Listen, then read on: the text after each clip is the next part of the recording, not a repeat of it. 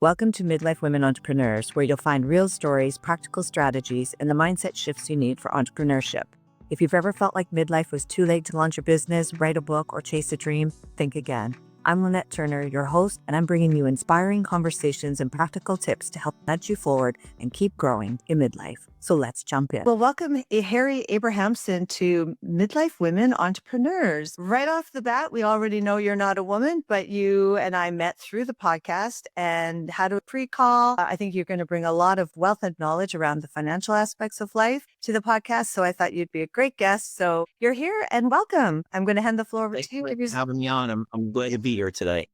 Yeah. So give yourself a little intro and we'll just get things started. Sure. So I got started in this business about 20 years ago. And, basically what ended up happening was, when I was in business prior to this business I have now, I was heading up to Montreal for a business trip. It was 9/11. My flight was like 10:30 in the morning. So obviously nothing happened. Nobody went anywhere. And then, sat back a few weeks later in my office and I asked myself one question. I said, if I was on that plane, that I have everything set up correctly? And the answer was I did it. So I went on this search to try to find this person that can help me look at the bigger picture macroeconomically to make sure that everything was set up right, all the, things. And then basically a few years later founded my company, Abrahamson Financial Group. Okay, awesome. So, let's just jump right into some reinventions. When you and I were on our pre-call, you talked about how you had reinvented yourself multiple times throughout your career. What transitions have you gone through? And then what kind of mindset shifts really sort of helped you navigate those transitions? Yeah, so I think, it's really having clarity and maybe you don't necessarily fully understand. So like at the time for me, I was running a very successful business. Things were, okay. 9/11 happened. It did impact my business.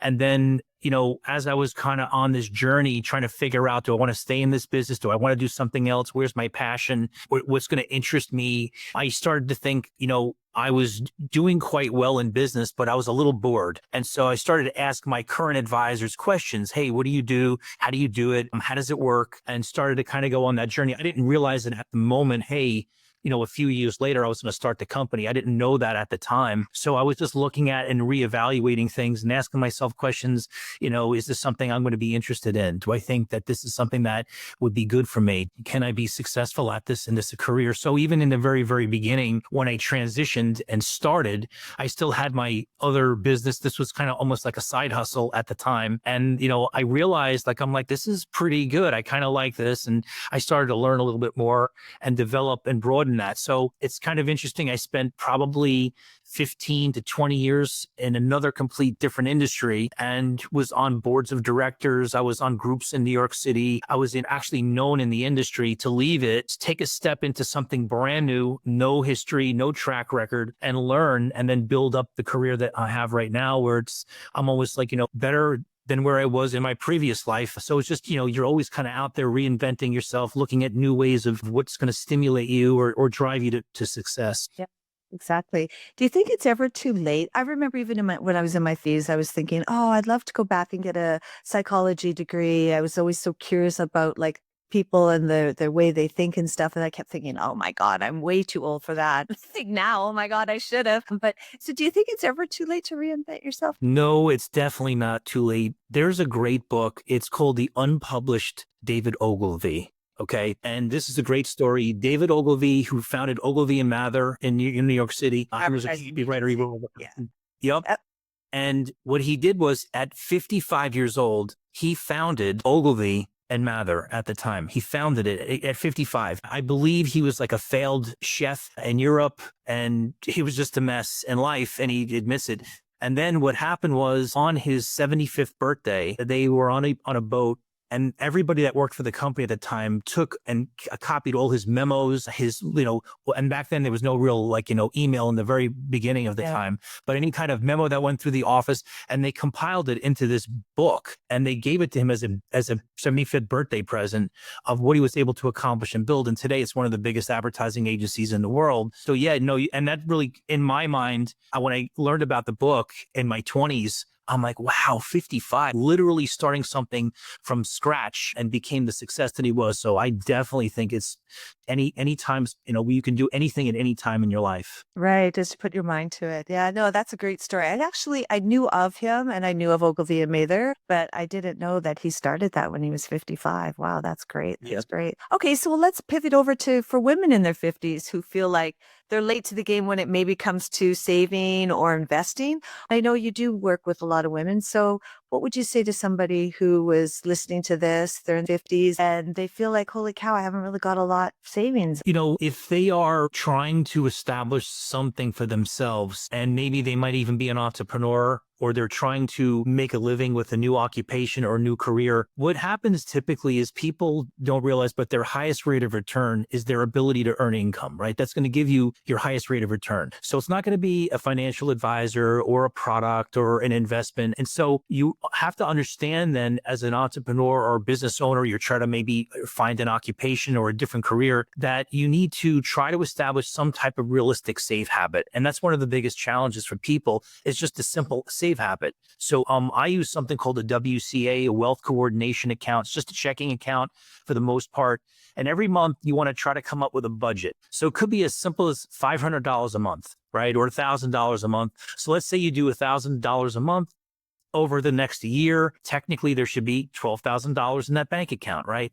So at the end of that year, end of that cycle, and especially if you're an entrepreneur, because there's going to be ups and there's going to be downs, right? So from cash flow, and all of a sudden you realize at the end of that year, you have $6,000. So realistically, your save is $500 a month. And so what you can do is, if you start something as simple as that in the very beginning, you don't need to, you don't need to worry about a rate of return. It's just a save habit. Once you do that, then you literally have $6,000 to save somewhere. And then you have a whole nother year to fill up that bucket, which is another $6,000. So I use that strategy for entrepreneurs, people that might be commissioned, where there's ups and there's downs, and they trying to establish. So if they can kind of implement that, that's a really good first step. And then the next step after you do that, after the first year, is, hey, who can I find that's an advisor to help me maximize this 6,000? That way you don't have the cash flow pressure of, I can't afford to save that next month. It's already done. The next 12 months you have to fill up that bucket, and the goal is to get that another $6,000 saved up into that bucket. Right. Okay, so now she's got that bucket. Where does she go? Like, who does she go to? Well, there's a lot of different things. There's a lot of different areas where money can go. It can go into a savings account that's getting you a high yield interest rate in today's day and age, which is nice. We haven't had that in a long time. It can go into the markets if you find an advisor, maybe a registered investment advisor where they're just charging a fee only.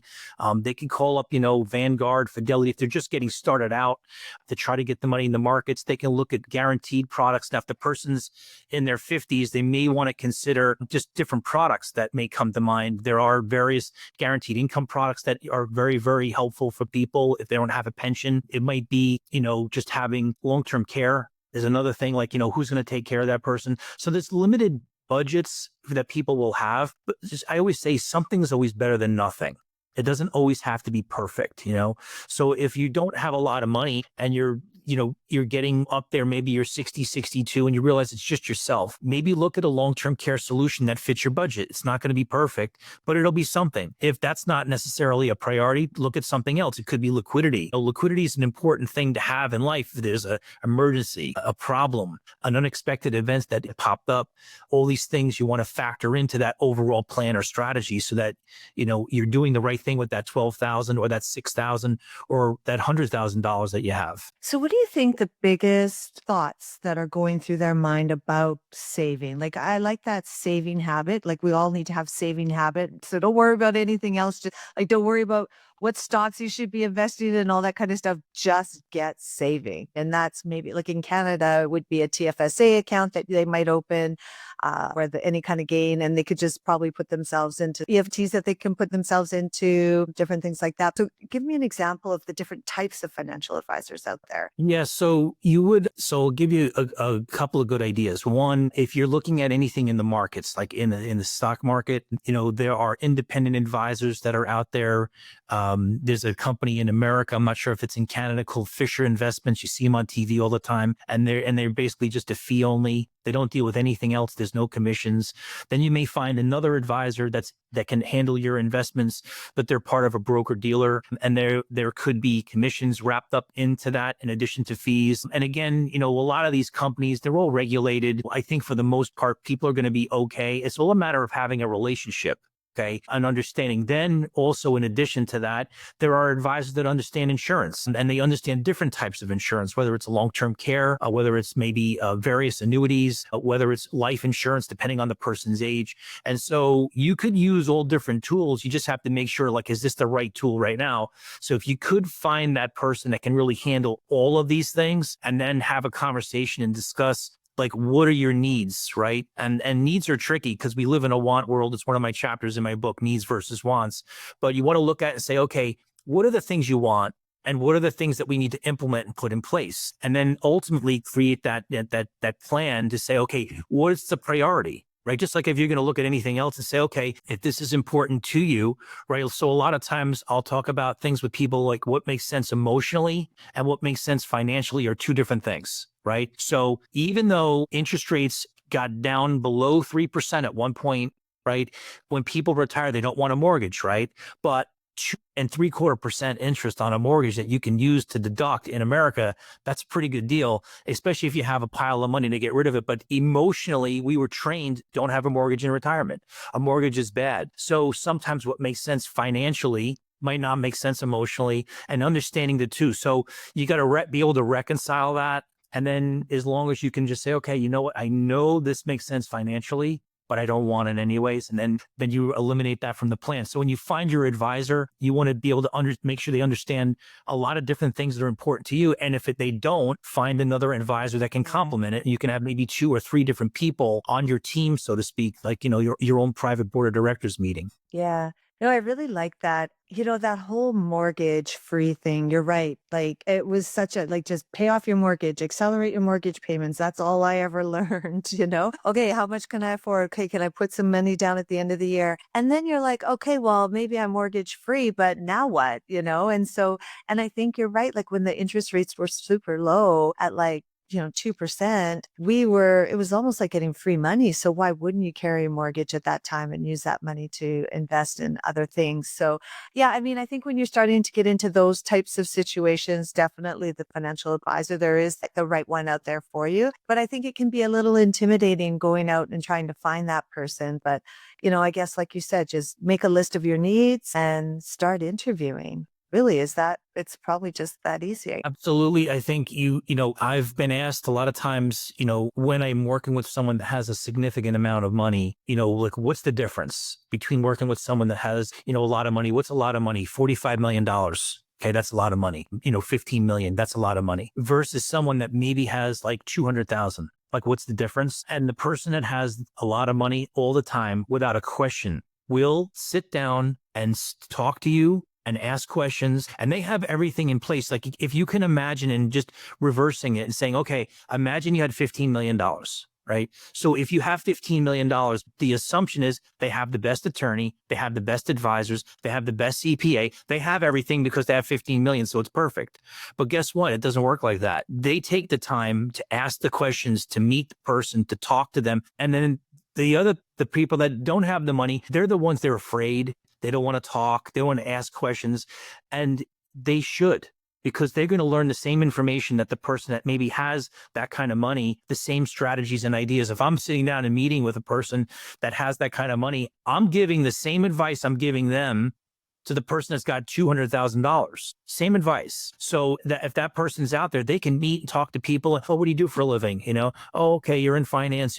Is it insurance based? Is it asset based? Is it both? Have a conversation. Maybe take 45 minutes out of your week and just do a Zoom and say, tell me about, like, what do you do? Who do you help? And I think it's also important to ask, what's their niche? Because when you're a jack of all trades, there's different nuances to planning. For myself personally, I work with people, anybody thinking about retirement, like they're like, I'm thinking about it, or they're getting ready to do it, like I'm doing it in January, or they're already in it. Like, that's all I do. But there's a lot of other advisors that do other things. They'll work with people in their 30s and 40s. They'll help them do different things. Maybe they need financing for a business, or it's just a different type of an advisor in a different type of a world. But they can certainly find out and ask and learn about, oh, wow, that's what they actually do. That's who they help.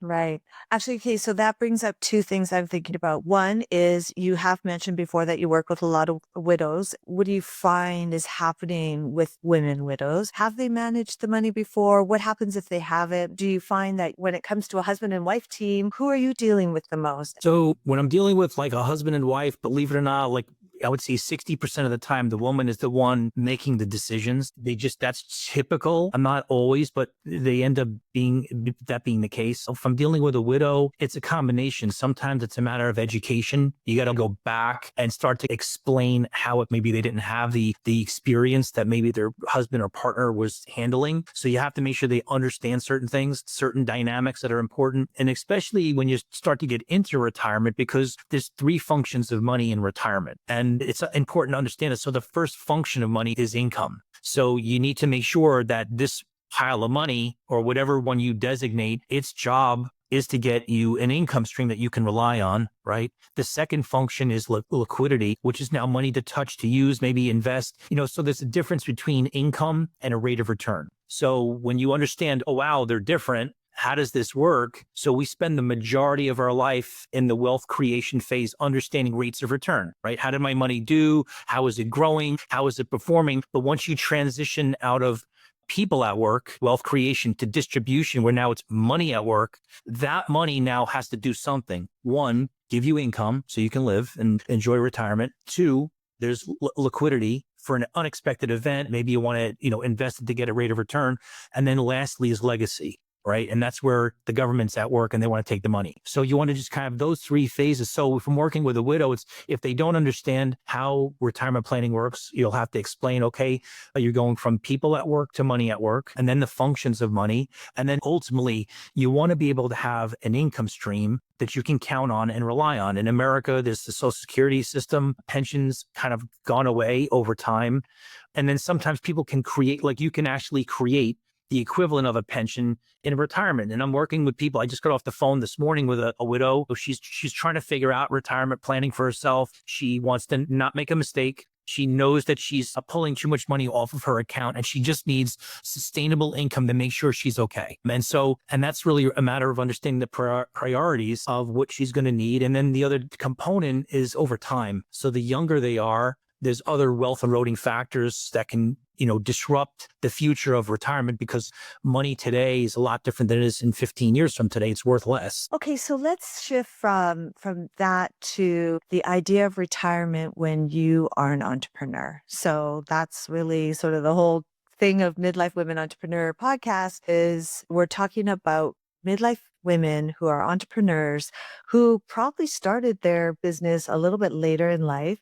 So they're thinking, well, maybe I'm not going to be retiring at that traditional 55, 60, 65. I'm going to, if my business is going and I feel like it's purpose driven and lots of passion, then I'm going to keep going. What should we know about generating income beyond my full-time job? And now I'm an entrepreneur and now I'm making this money. What kind of advice would you give them? I love entrepreneurs. I'm an entrepreneur myself, so I completely love it. I end up working with them like kind of after the fact. So if they're successful and they come to me and they have assets saved, and so I'm kind of taking it from them.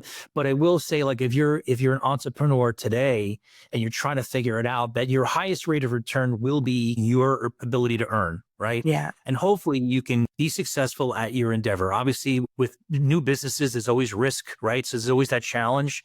There's a lot of freedom too with that. But that's where things like the WCA account are really important, because you want to make sure you're just not socking everything back into the company and you don't have anything for it, because ultimately in the end, 10 years from today, maybe, I don't know if was there an exit planned? Was there a succession planned? Was the business successful enough to not only sustain you and your lifestyle, but maybe a new business owner where you're sharing that, realistically? So I think it's important to make sure whatever you're doing in business, that you're taking just a little bit off the table and you're putting it someplace just for the future. And that's where you could use different vehicles that do different things. I myself personally, I've used life insurance for myself personally. Why? Well, because when my business was first starting out, maybe there's a little bit of a cash flow. I didn't want to go to a bank and I needed 10 or 15,000 bucks. So I had a pool of money that I could use. It wasn't like I was taking it out of the stock market while it was down. So you just have different buckets of money to do different things in life. So, it's important to understand, say, okay, what am I doing? But as an entrepreneur, you want to be able to make sure that when you're done, whether it's 5 years or 10 years or 15 years from today, and regardless of the age, that there's something there that you have that you can use to generate, income in retirement. Because ultimately, when you go from people at work to money at work, that becomes the engine. That becomes you. You're the one now that you're no longer working. And now this is going to now represent your ability to work. And that's now money at work. So entrepreneurs should be creating some type of safe habit, no matter how small it is. Okay, let's use me as a little case example, just to break this down a little bit, because I actually do need to find somebody that will help me with this, because right now I'm my own company and I bring in my income. And so there's two ways. Way back in the day, it was way more economical to take a dividend income. So to take a dividend from my company, and then I was taxed at a lower tax rate. All that's changing now in Canada, where it kind of really doesn't matter if you're taking a salary from your company or a dividend, other than you have to pay into the CPP, which is our Canadian pension plan, and I think unemployment insurance, which I know I'll never use. And by the time I retire with CPP, I might get a couple $100 a month, if that, let's hope. So to me, then I have another account where I take a certain amount of money every time one of my invoices gets paid, and I stick it in that account. It's still in a business account. But now, how do I get that out later, like you're saying, in 10 or 15 years, when maybe I'm not working as much and I'm not bringing in as much, and so now I need to draw on that income? Do you take it out the same way as I would take it out today? When you're talking about insurance, how do you use insurance? I've never really looked into that before. Okay. So, I'll answer the first question about that account you're putting that money away in. So in that example that you gave me, where you have that you're taking a percentage, right? And you're putting it into that account, the goal would be 15% of gross. If you can do this, some people can't do this, and that's okay. So if you could do 15% of gross into that account, if you can't, what that means is you're going to have a lower lifestyle in the future. And if you can do that, you're going to have the same lifestyle in the future, only because you're actually combating wealth erosion. So wealth erosion happens. It's not just taxes and inflation. It's taxes, inflation, planned obsolescence, technological change. All these factors play a role. So it's 15% of erosion each year. So if you could do the 15%, you'll have an equal lifestyle in the future. If you can't, you'll have a lower lifestyle, meaning you're spending more than you can afford today. And then ultimately, you want to link that account to a high yield savings. So the 15%, I do like that as a good baseline for sure. It's great if you can do more, because that means that you're saving and you'll have a higher lifestyle in the future based on what you're doing by putting that kind of money away. As long as it's attached to this, what you were about to say. Yeah, high yield, you can attach it to getting a rate of return. And then the second thing is liquidity, making sure if you need it. So you just don't want to make the mistake and be hey, I'm going to take this money, put it in the stock market. The market's, come down like they have in the past couple of weeks. And now you're wow, I need the money. And so you just have to be careful as a business owner. Okay, how's cash flow? Are you okay with putting this money away for the future, long term? You can look at different things. So with insurance, you can fund it, and it can operate like a savings account. And that's a little bit interesting for entrepreneurs, because maybe you might do $100 a month. Maybe you might do $200 a month. So you're not necessarily needing $50,000 because you don't have it. So slowly you can drip into something along the way. The rate of return inside of those types of products are typically not the best, but you're the rate of return. You're the entrepreneur. And so what you're doing is just building up a bucket of money that if you need it now, you can tap into that to infuse cash back into your company, not necessarily dealing with a bank, because banks sometimes don't like entrepreneurs. Depending on what's going on, they want to look at your credit. They want to look at your, history in business. So you're creating an alternate bucket. And then also, if people are saving that money. Maybe it's not going into an insurance policy, but maybe they're saving it into a bank account and they want to create like a pension plan for themselves. And there's different guaranteed income products that are out there that people are like, wow, I didn't know you could do this. I was working with a woman that was in real estate, very successful, and it's a very competitive business. And she was able to accumulate and save money. And she had, an IRA, she had $400,000 in it. She had other assets, you know what I'm saying? But she's like, I have this. I'm like, why don't we take this and we can put it into something? And then when you retire, whenever that is, so if you want to work till 65, you want to work till 70, on a minimum level, you're going to have $3,000 come in guaranteed for the rest of your life, and it can potentially grow. That's great because that person was commissioned. They worked hard and they know psychologically that they're going to have $3,000 coming in for the rest of their life. So that was a great incentive for that person, and they were extremely happy, but they didn't even know they could do something like that. Right. So essentially what she did was what you're saying is you created a pension plan for her for when she's ready. That pension, she knows it's almost like a pension. She's going to get $3,000 a month, and hopefully, her expenses don't supersede that. And if they do, she figures something else out, kind of thing. What do you see the average person, this might be a difficult question, needs on a monthly basis in retirement? That does vary. It does because, everybody's so different. So like, I think the most important thing with the money part is you want to be able to make sure that you're being realistic with your assets and how much money you're going to be able to pull off your money. There's a 4% safe withdrawal rule. So like it's really, you can do better than this, but this is just like baseline. Just take the amount of money you have, whatever that is, 200,000, 100,000, 500,000, and take 4% off of that. Take that number, divide by 12. And that is the income that you're going to be able to rely on 20, 30 years into retirement. Okay. That's one piece. The second piece is if you have things like Social Security, like you have a different type of a plan in Canada, it's the equivalent. In America, people are worried, hey, are the benefits going to drop? Are there enough people paying it? But there's you're going to basically, for the most part, I would probably say everybody's going to be okay with the income because nobody wants to be the person to take that away from anybody, but Canada or United States. But, there's that source of income. You know what I mean? Maybe they had a pension that from a previous job or anything like that. I think a great strategy for people that are entrepreneurs now, maybe they worked and they have like a 401k someplace that's like, it's 120,000 and they're like, I don't know what I'm going to do with this, but I saved it, they can turn that into maybe a pension in their future, and time is on their side. So that can cook. And if you're going to work another 5 or 10 years, that is fantastic because you're going to maximize that potential income in the future, knowing you're just creating another stream. Right. So having realistic income expectations, I've had clients come to me, they had, $3.8 million and they wanted $325,000 a year. That's hard. Maybe just to give you another idea is like you'll say, okay, if you're in business right now today and you know what you're generating and you could pay your bills, and that's the start point of what you would need per month because you can live on that because you're living on it. If you're saving any money into a 401k or savings, obviously if you retired, so if you made $100,000 and you're saving 20 and the rest is 80 and you're living on that 80 and you divide that by 12, that's what you need today, right? That's the number. And then you can back in your other income. If people don't have it, some people will say, I want $12,000 a month, gross or net. I want $5,000 a month.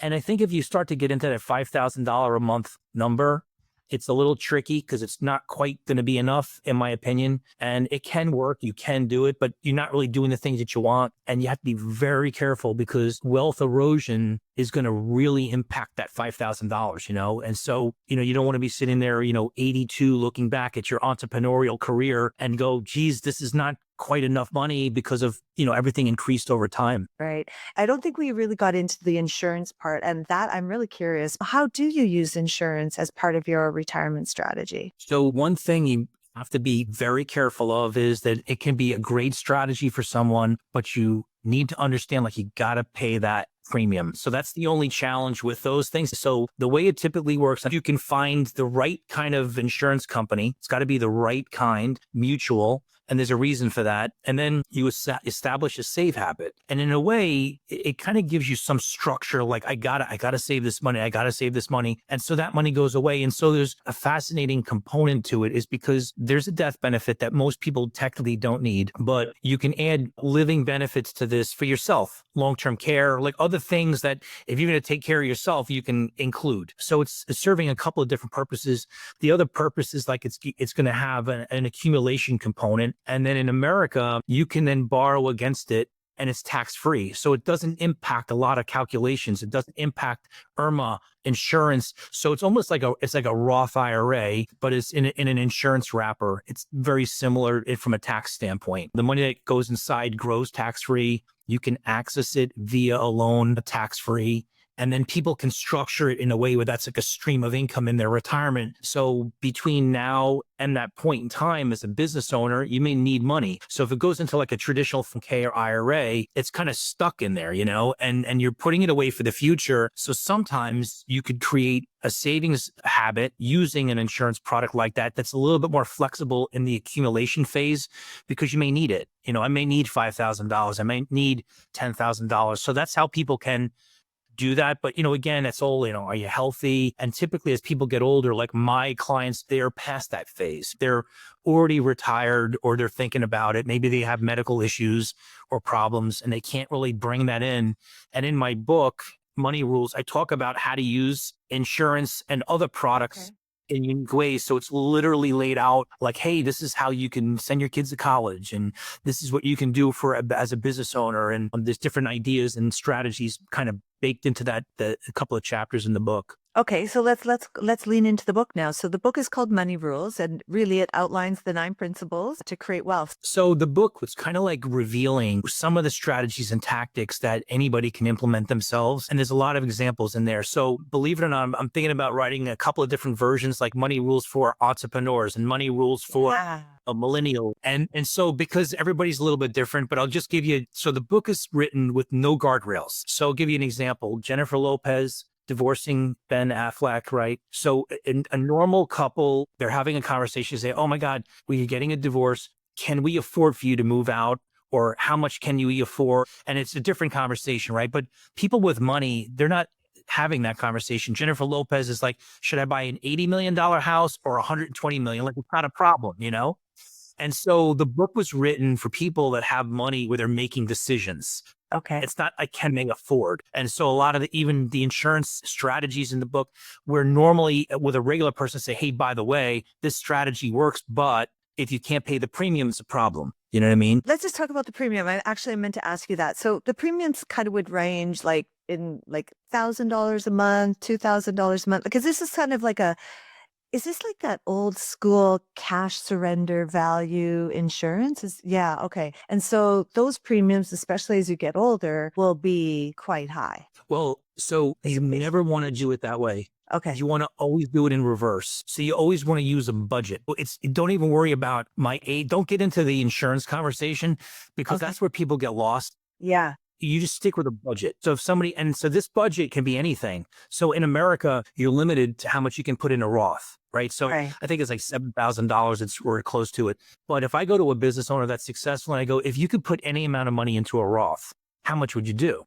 If they wanted to do $200,000 a year, they could. Okay. So there's no limit. So if a person's got on a budget, you just pick a budget. You just say $200 a month, regardless of your age, because that's going to create the save mechanism inside. Maybe the insurance will be a little bit less, but that's based on your budget, right? So in the book, I have a couple of chapters that are all like based on philosophy, ideas. And then as you go through the book, then the strategies and the tactics are part of it to give you examples. I didn't want to write a book where people go, oh, this sounds great, but can you give me some examples? So I literally wrote all of the philosophy. The first 3 chapters are very powerful. The first chapter is super fundamental for everybody, where I say money is not math and math's not money. Okay. And people have to understand that they are different. They behave differently. Math is perfect. 1+1 = 2. And if you and I are around 1,000 years from today, it's 2. $1 today plus $1 a year from today is never $2. Between taxes and inflation, it erodes, right? So, and it's just not one wealth eroding factor. There's 5, 6, 7 wealth eroding factors that happen. There's taxes, planned obsolescence, like things break, wear and tear, fees, consumer financing, market fluctuations, black swan events. They're huge, right? Black swan is something that nobody was talking about, right? So like last year, nobody really was talking about tariffs in the markets, right? Nobody was, but then all of a sudden, boom, and like it rocked everybody's world, right? So like that's risk. And so that's a wealth eroding factor that can happen. Cultural shifts, that's wealth erosion. So all of these factors play a role. So when you understand that money erodes, money behaves more like an orange than it does math. Right? Because if you put 4 oranges in the middle of the table, got up and left and came back a year later, how many oranges would be in the middle of the table? None. They'd rot, Right. turn mildew, and they erode. So our money behaves more like an orange than it does math. And that's a really important concept to adopt into the way you think about planning, especially for your future. Right. Okay, well, this has been great. Harry, one last thing. You're about to launch a podcast. Talk a little bit about that. Sure. Yeah. It's Retire with Harry. It's on YouTube. We have a couple of videos up now, all pertaining to retirement strategies. People will, text me, clients will text me, and I'll use that as a topic. People send, write about this or how does this work? And I try to keep it as up to date. So it's going to be interesting. And I'll be bringing on some unique guests and people to bring value to the table, just like I'm here today on your. Yeah. Yeah, no, that's great. So where do people find you, Harry? They can go to Retire with Harry on YouTube. Okay. They can check our website out, abrahamsonfinancial.com. And then if they want to look at my book or buy my book, they can go to Amazon and just type my name in or type Money Rules, 9 Rules to Massive Wealth, and they can buy the book there and check it out. And for people listening here, as a special little offer, if they go to my website, they can go and find a tab that says Money Rules. And if they scroll down to the bottom, they can download the first chapter of my book for free. And if they like it, they can go to Amazon and check out the entire book. Well, I like the idea of you doing a 9 rules for entrepreneurs because I just don't think there's enough out there today. Anyway, you've been a real joy. Thank you for joining me today. Great. Thanks for having me on. Okay, it's Lynette. Thanks for listening today. Please like and subscribe. And if there's somebody out there that you think could benefit from the episode, give it a share. Midlife is your time, so go get it.